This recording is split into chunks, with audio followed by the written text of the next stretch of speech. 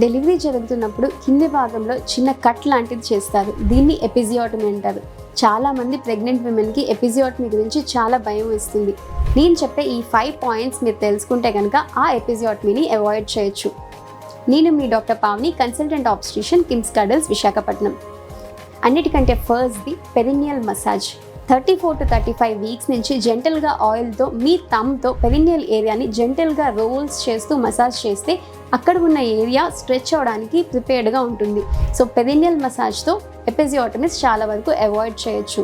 సెకండ్ది control breathing and relaxed pushing.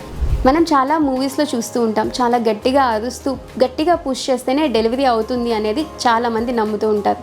కానీ actually most of the work మన యుట్రసే చేస్తుంది. మనం కంట్రోల్డ్గా బ్రీత్ చేస్తూ రిలాక్స్డ్గా పుష్ చేస్తే చాలా వరకు ఈ పెరినియల్ టియర్స్ని అవాయిడ్ చేయొచ్చు. థర్డ్ది అప్రైట్ బర్తింగ్. చాలా వరకు మనం లిథాటమీ పొజిషన్ అంటే ఫ్లాట్గా పడుకొని ఉన్న పొజిషన్లోనే డెలివరీస్ చూస్తూ ఉంటాం.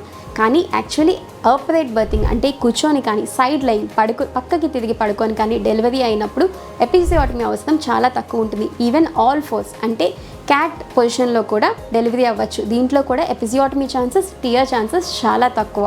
ఫోర్త్ది వార్మ్ కంప్రెస్. జెంటల్గా వెచ్చటి క్లాత్ తీసుకొని పెరినియం మీద కంప్రెస్ చేస్తే అది పెరినియంని సాఫ్ట్గా చేస్తుంది. బేబీ డెలివరీ అయ్యేప్పుడు ఈజీగా పెరినియం స్ట్రెచ్ అయ్యి టియర్ అవ్వకుండా ఉంటుంది.